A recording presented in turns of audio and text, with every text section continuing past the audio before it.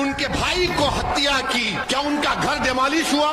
تمہاری کوئی طاقت نہیں ہے، تمہاری کوئی پہچان نہیں ہے، اسی لیے پولیس کی کسٹڈی میں آ کر گولیاں مار کر چلے جاتے ہیں۔ تم ان تمام چیزوں سے اٹھ کر اپنے نیتا کو بناتے تو کوئی مائیکا لال سوچتا نہیں تھا کسی کو گولی مارنے سے۔ زبان سے جو لوگوں کی ہتیا کی گئی، جو پولیس کے کسٹڈی میں تھے، جن کی ہاتھوں میں زنجیریں تھی، ان کا نام لینے سے ڈرتے ہیں۔ بھیا ایئر کنڈیشن کمرے میں بیٹھ کر اپنے فون پر ٹویٹر پر کچھ 280 الفاظ لکھ دیتے ہیں کہ میں انکاؤنٹر ہوا اس کا کنڈیم کرتا ہوں۔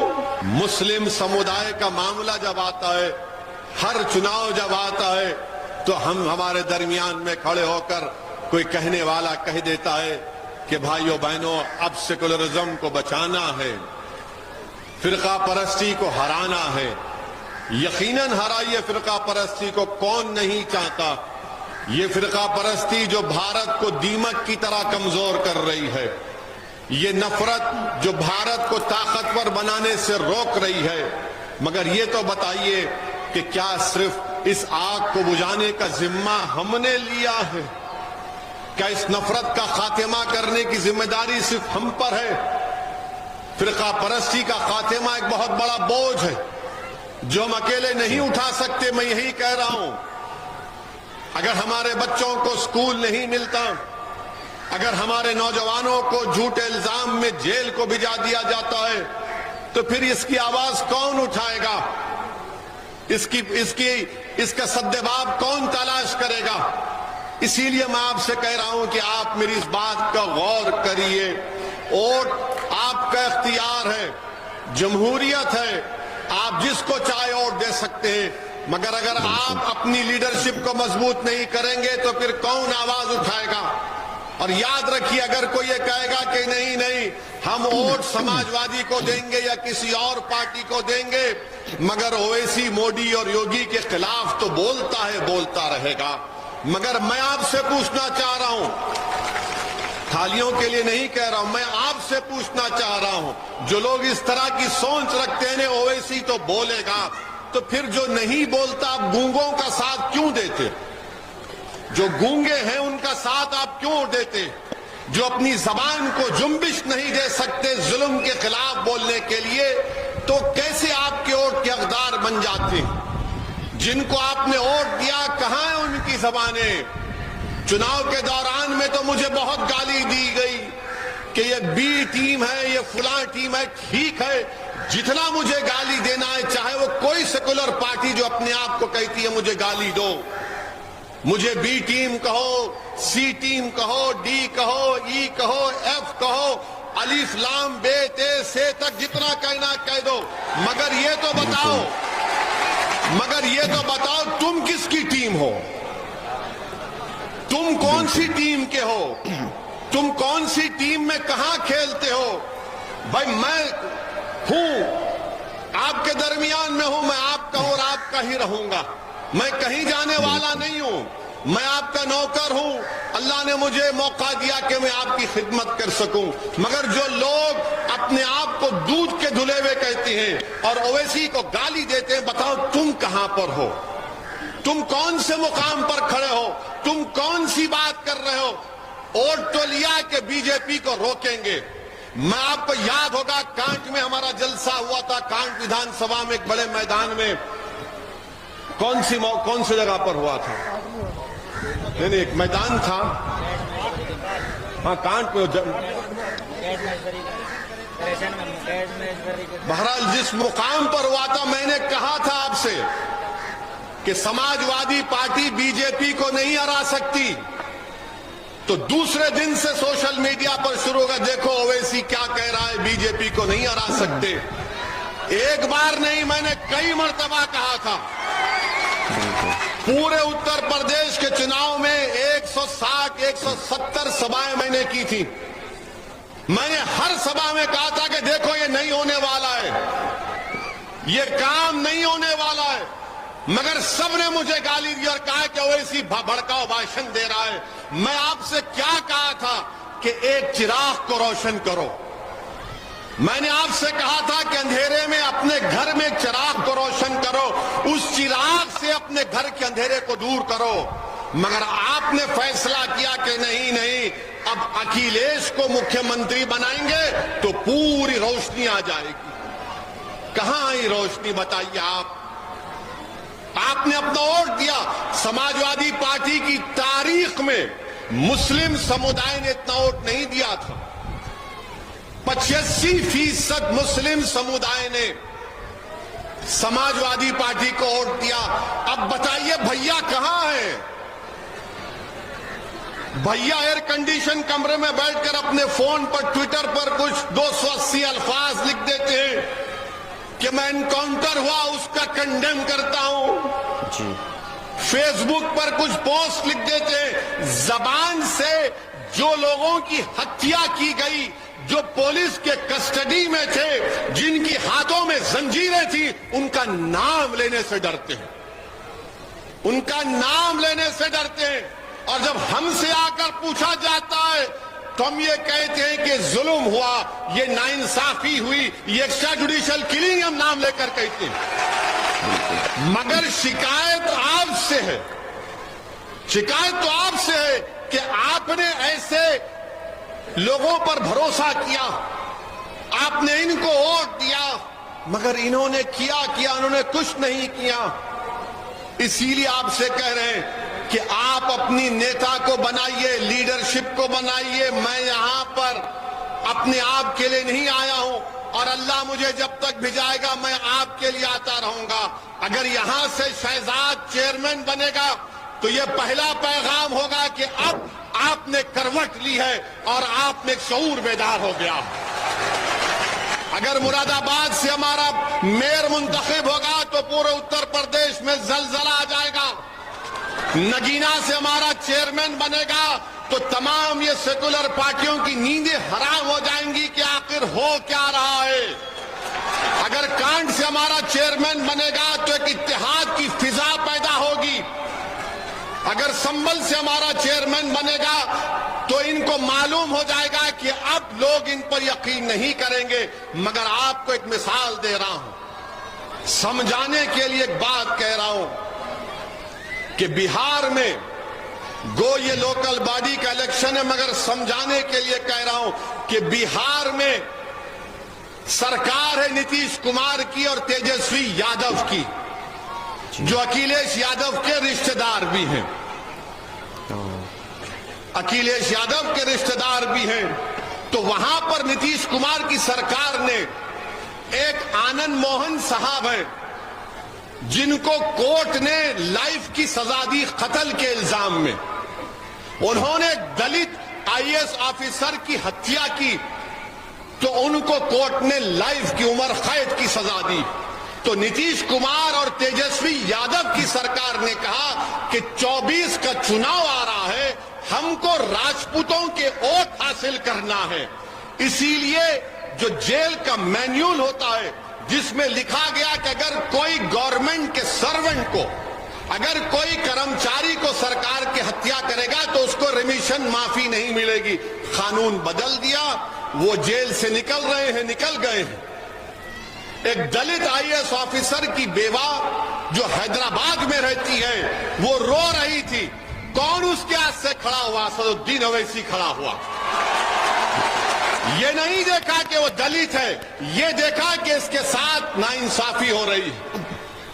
مگر وہ لوگ یہ نہیں دیکھے، تیجسوی یادو دیکھے کہ 24 کا چناؤ آ رہا، ووٹ حاصل کرنا ہے۔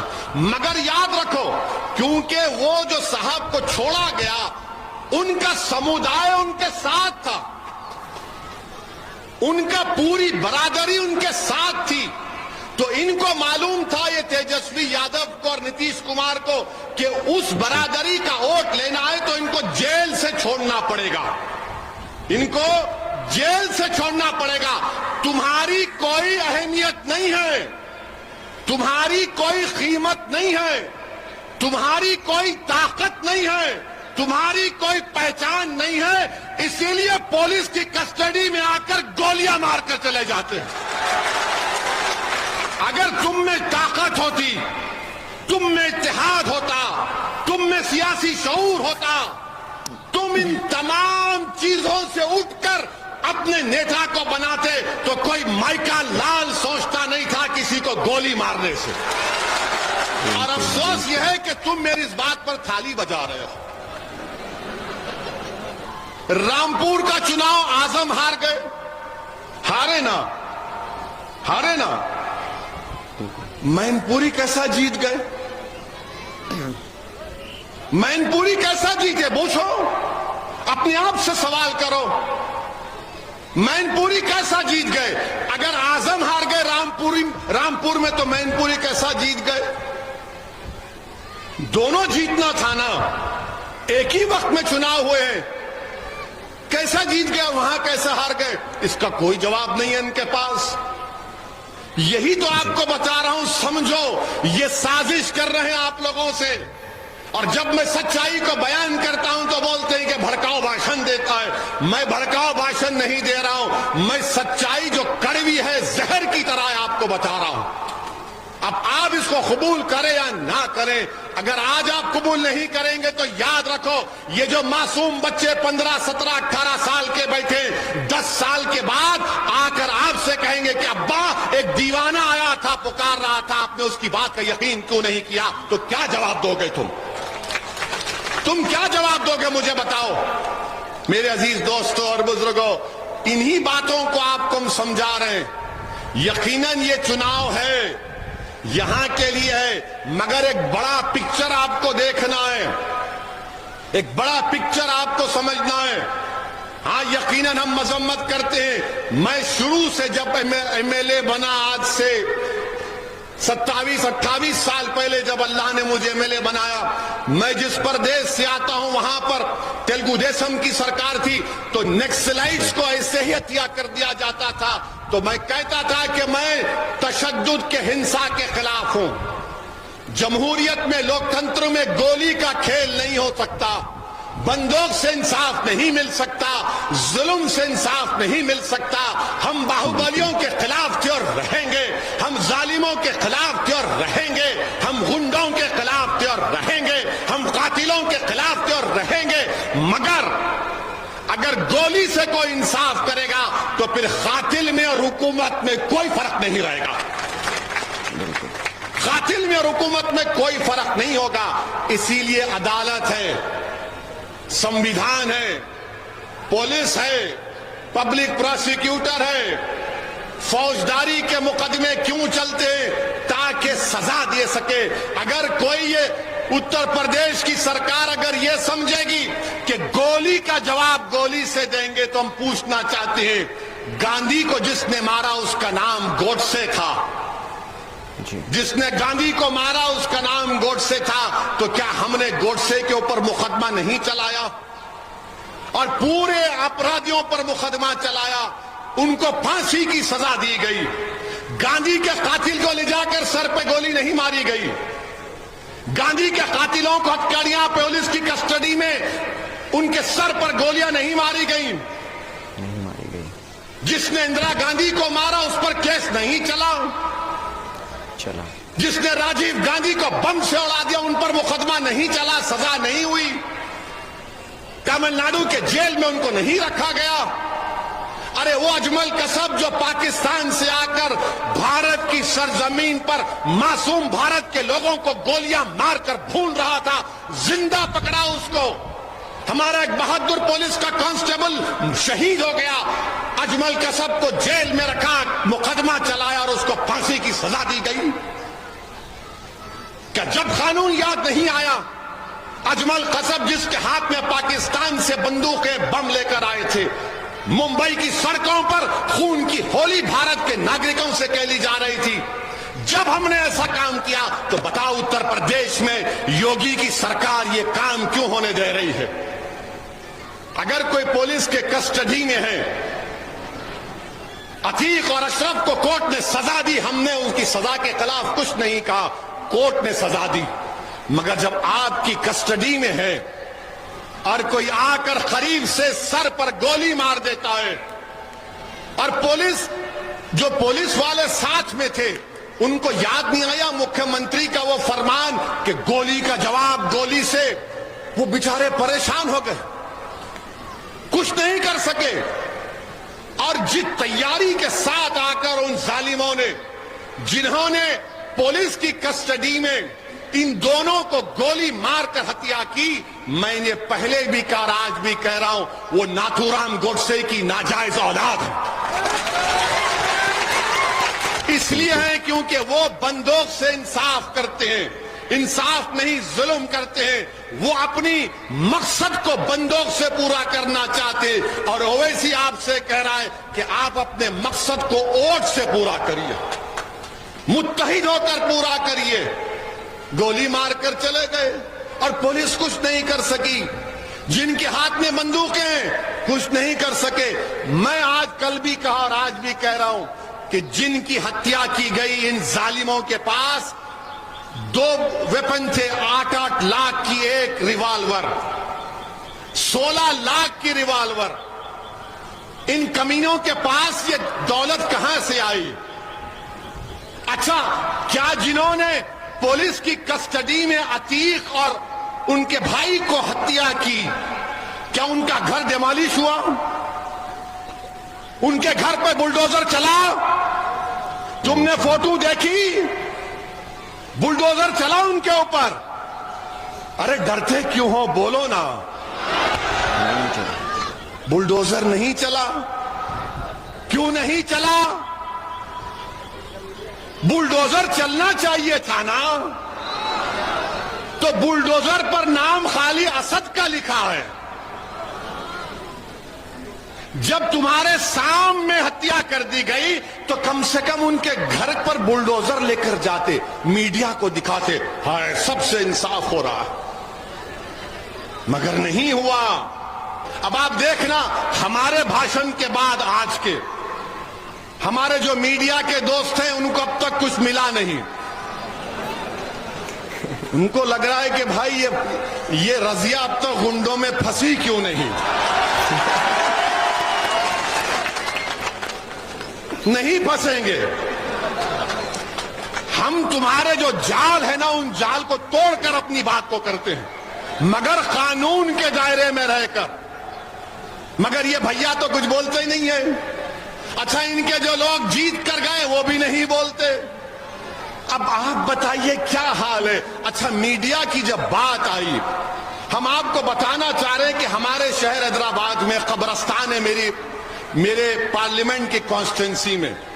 اس قبرستان میں خبر ہے، اس خبر پہ راستہ ہے، قبرستان کا راستہ ہے.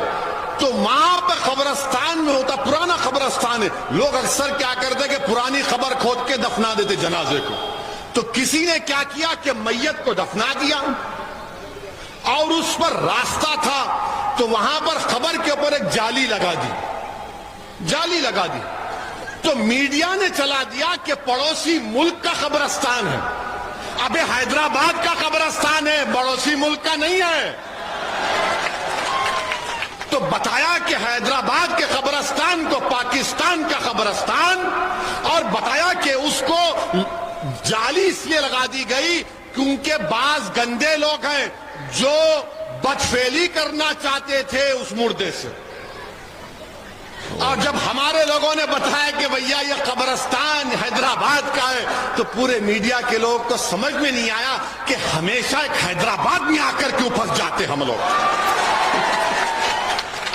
کیونکہ سچائی بیان کر رہے ہیں، سچائی کو بیان کر رہے ہیں. تو ہمارے میڈیا کے لوگوں سے ہم کہیں گے کہ بھیا ذرا معلوم تو کر لیتے کہ قبرستان کیا ہے.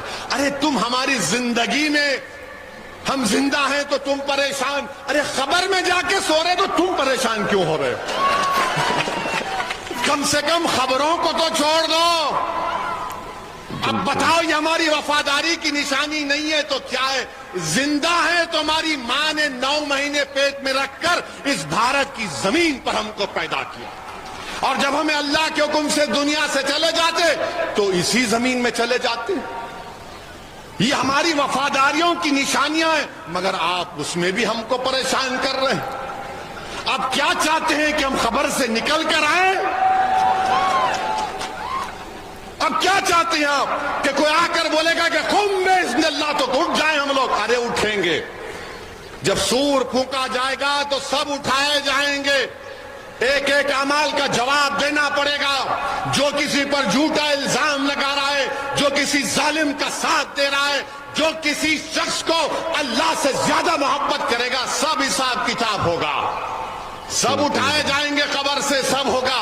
مگر اب تک میڈیا سے ہم کہیں گے ذرا احتیاط سے بھائی صاحب.